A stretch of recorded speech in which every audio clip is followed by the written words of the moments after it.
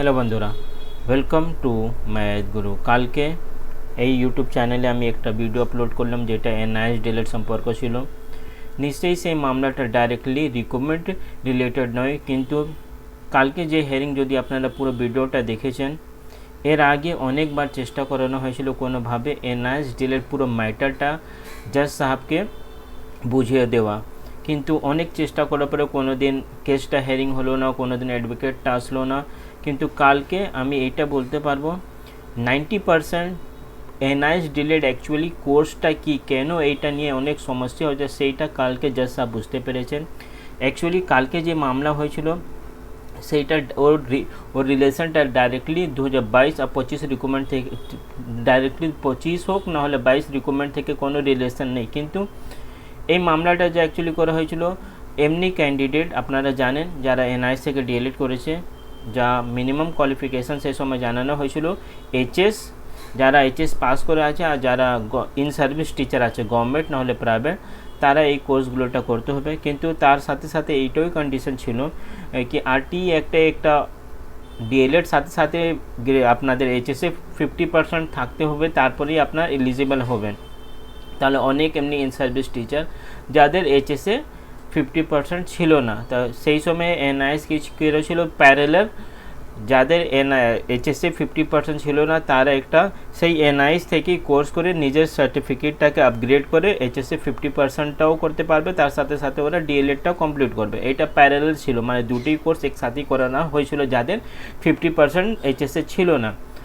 তার সাথে সাথে সেখানে যা লাস্ট অ্যামেন্ডমেন্ট অ্যাক্ট করা হয়েছিল কি 31 মার্চ 2019 অবধি প্রত্যেকটা ইন সার্ভিস টিচারদেরকে মিনিমাম কোয়ালিফিকেশান যা ডিসাইড করেছে এনসিটি আর আরটি অ্যাক্ট সেটাকে ফুলফিল করতে হবে। তার মধ্যে দুটো মিনিমাম কোয়ালিফিকেশান বলা হয়েছিল, আপনাদের এইচএসএ 50% আর ডিএলএডটা করতে হবে। তো এমনি ক্যান্ডিডেট যাদের এইচএসএ 50% ছিল না তারা কি করেছে এনআইএসে দুটোই অ্যাডমিশন নিয়েছে, একটা হলো আপনাদের এনআইএস ডিএলএড আর একটা হলো এইচএসএ রেজাল্টটা আপগ্রেড করানোর জন্য। কিন্তু তারা কোনোভাবে মানে কোনো কারণে তাদের এইচএসএ 50%টা যা 31 মার্চ 2019 অবধি যা লাস্ট টাইমলাইনটা দেওয়া হয়েছিল সেইটা ওরা করতে পারেনি, কিন্তু ওরা ডিএলএডটা কমপ্লিট করে নিয়েছে, মানে ডিএলএডে পাস করে গেছে আর কিন্তু ওদের এইচএসএ 50%টা হলো না কোনো একটা কারণে। তাহলে সেই রকম ক্যান্ডিডেটে এনআইএস কী করলো ওদের রেজাল্টগুলোটা হোল্ড করে দিল, কারণ ওখানে যে একটা ক্রাইটেরিয়া ছিল যে আপনাকে এইচএসএ 50% করতেই হবে, নাহলে আপনি ডিএলএডটা করতে পারবেন না। তো যদি ওদের এইচএসএ 50% ছিল না তাই জন্য ওদের ডিএলএড রেজাল্টটাও স্টে করে দিয়েছিল এনআইএস। সেই নিয়ে অনেক দিন মামলা চললো আর আলটিমেটলি এই মামলাটা আবার হাইকোর্টে ফাইল করা হয়েছে। সেই হিয়ারিংটাই কালকে আপনারা যে দেখেছেন সেই হিয়ারিংটা সেই রিলেটেডই ছিল, এমনি ক্যান্ডিডেট যাদের এইচএসএ 50% নেই কিন্তু ওরা এনআইএস থেকে ডিএলএড করে নিয়েছেন। এরপর অনেক যারা এনআইএস বিরুদ্ধে হচ্ছে তারা এটাও বলতে পারে তাহলে ওদের যদি এনআইএসে এইচএসএ 50% ছিল না তাহলে ওরা কী করে এনআইএস থেকে ডিএলএড করেছে। তাহলে ওদেরকে আমি আবার একবার রিপিট করে দিচ্ছি, এমনি একটা প্রভিশন ছিল যারা ইন সার্ভিস ছিল কিন্তু ওদের এইচএসএ 50%টা ছিল না, পরে এনআইএস প্যারালাল একটা কোর্স লঞ্চ করেছে কি ওরা নিজের রেজাল্টগুলোটা আপগ্রেড করে 50%টা করতে পারবে, কিন্তু সেই কাজটা ওরা করতে পারেনি। তাই জন্য এরকম ক্যান্ডিডেটদের ডিগ্রিগুলোটাকে হোল্ড করা হয়েছিল, ডিএলএড ডিগ্রিটা। এরপরে সবথেকে বড় প্রশ্ন হবে কি আমাদের কি মানে 2022 টিচার রিক্রুটমেন্টে যারা এনআইএস ডিএলএড ক্যান্ডিডেটরা পার্টিসিপেট করেছে তারা, তার সাথে সাথে 2025-এ যারা অলরেডি ফর্ম ফিল আপ করে দিয়েছে আর 10-12টা ডিস্ট্রিক্টে অলরেডি ইন্টারভিউটাও হয়ে গেছে, কিন্তু এনআইএস ডিএলএডদেরকে অ্যালাউ করা হলো না।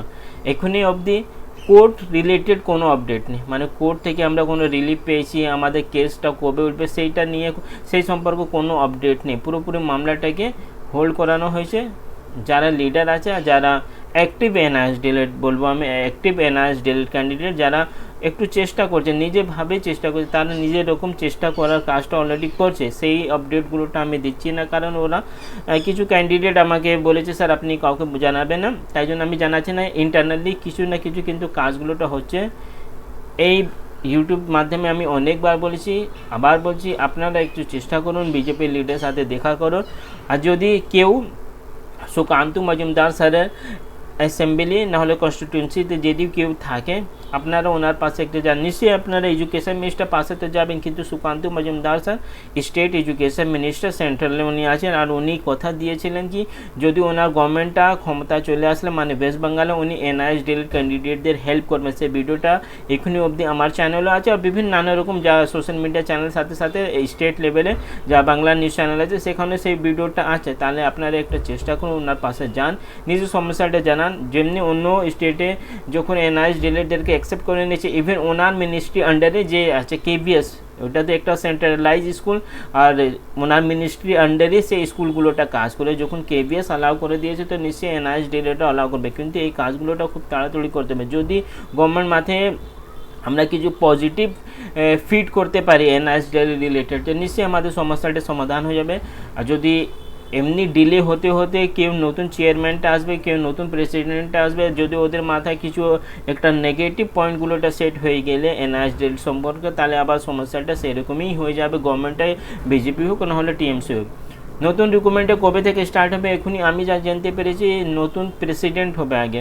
আপনাদের তো জানা আছে ওয়েস্ট বেঙ্গল প্রাইমারি বোর্ডে প্রেসিডেন্ট যিনি আগে ছিলেন গৌতম পাল বাবু, উনি রিজাইন করে দিয়েছে। তারপরে নতুন প্রেসিডেন্ট এখনও অবধি হয়নি, তাহলে আগে নতুন প্রেসিডেন্ট হবে, তারপরে এই রিক্রুটমেন্ট প্রসেসটা রিজিউম করা হবে, মানে চালু করা হবে।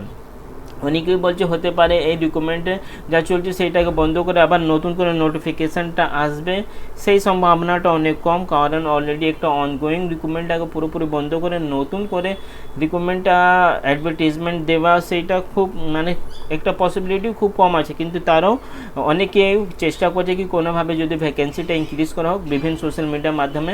ইভেন অ্যাসেম্বলিতে আমাদের সিএম আপনাদের শুভেন্দু অধিকারী স্যারও জানিয়েছিলেন কি এই বছর মধ্যে 50,000 টিচার রিক্রুটমেন্টটা হবে, কিন্তু অলরেডি জুলাই হয়ে গেছে। আর ইলেকশন আগে শুভেন্দু অধিকারী স্যার নিজেই বলেছিলেন কি যে রিক্রুটমেন্টগুলোটা অলরেডি অনগোয়িং চলছে সেইটা 45 দিন মধ্যে সেই রিক্রুটমেন্টগুলোটা কমপ্লিট করা হবে যখন নতুন গভর্নমেন্ট আসবে, মানে বিজেপি গভর্নমেন্ট আসবে। কিন্তু অলরেডি 2 মাস থেকে বেশি হয়ে গেছে, এখানে অবধি সেই রিক্রুটমেন্ট প্রসেসটা স্টার্টই করা গেল না, আপনাদের শেষ করা তো অনেক দূরের কথা। যাই হোক দেখা যাক কী হবে। নতুন প্রেসিডেন্ট যখন আসবেন তারপরেই এই রিক্রুটমেন্টে ভবিষ্যৎটা কী হবে, আবার নতুন নোটিফিকেশান করে নতুন করে সব কিছু হবে না। এই রিক্রুটমেন্টে অলরেডি মাঝখানে যা অলরেডি হয়ে গেছে 10-12টা ডিস্ট্রিক্টে অলরেডি ইন্টারভিউ হয়ে গেছে, ইভেন ইংলিশ মিডিয়ামে পুরো ডিস্ট্রিক্টে ইন্টারভিউ হয়ে গেছে। তাহলে পুরোপুরি এটা ডিপেন্ড করছে যখন নতুন প্রেসিডেন্টে চলে আসবেন। এর আগে যেমনি আপনারা দেখেছেন এসএসসিতেই চেয়ারম্যান ছিল না আপনাদের স্কুল সার্ভিস কমিশন, যখন নতুন চেয়ারম্যান এসেছে 2 দিন মধ্যে নোটিফিকেশানটা ইস্যু করা হয়ে গেছে, অলরেডি ইন্টারভিউ রিলেটেড নোটিফিকেশানটাও চলে এসেছে। তো আমাদেরকে অপেক্ষা করতে হবে, নতুন দেখা যাক কে প্রেসিডেন্ট হবে, তারপরেই কিছু আপডেট হবে। অনেক বলছে স্যার আমি 22-এ রিক্রুটমেন্ট 1233 জন যারা সুপ্রিম কোর্টে তারা কখন জয়েনিং পাবে সেইটা কেউ বলতে পারবে না। যদি 1233 জন জয়েনিং পেয়ে গেলে, পুরোপুরি আমি বলছি 1233 জন যদি সবাই জয়েনিং পেয়ে গেলে নিশ্চয়ই 2025-তে কারো কোনো সমস্যা হবে না। কিন্তু সেখানে একটা মানে ডিভাইড অ্যান্ড রুল পলিসি চলছে, যারা 1233 সুপ্রিম কোর্টে আছে আর যারা কলকাতা হাইকোর্ট থেকে রিলিফ পেয়েছে, আবার ওরা রেগে যাচ্ছে কি শুধু 1233 জন কেন রিলিফ পাবে, আমরা কেন পাবে না। এখানে এনআইএস ডিএলএড মধ্যেই কোনো একটা নেই, তার সাথে সাথে 2-3টে গ্রুপ আছে আমাদের ওয়েস্ট বেঙ্গলে যারা আলাদা আলাদাভাবে কাজ করছে, নিজের মতন কাজ করছে, সেটা কাজটা ভুল করছে না ঠিক করছে সেটা আমি জানি না, সেটা আপনারাই বলতে পারবে। কিন্তু আমি বারবার সবাইকে রিকোয়েস্ট করেছি আপনারা যারা আলাদা আলাদাভাবে কাজ করছেন আপনারা দয়া করে একসাথে কাজটা করলে অনেক তাড়াতাড়ি এই প্রবলেমগুলোটা সলিউশন আমরা পেতে পারবো। কিন্তু আলাদা আলাদা কাজটা করলে একটু ডিলে হচ্ছে আমার যেমন হচ্ছে। নিশ্চয়ই আপনারা লিডার আছেন, আপনার পিছনে 500,000 জন দাঁড়িয়ে আছে, তাহলে তাদেরটা চিন্তা ভাবনা করে একটু চেষ্টা করুন, যদি হয়ে গেলে ভালো হবে। আপনারা একসাথে কথা করুন যারা লিডার আছে, তারপরে একসাথে কি করে কাজগুলোটা করতে হবে সেইটা নিয়ে একটু চিন্তা ভাবনা করলে এই প্রবলেমের সলিউশনটা আমরা খুব তাড়াতাড়ি পেয়ে যাব। মাঝখানে নিশ্চিত কোনো নতুন আপডেট আসলে আমি আপনাদেরকে দিয়ে দেবো। চ্যানেলে নতুন থাকলে চ্যানেলকে সাবস্ক্রাইব করুন। Thank you.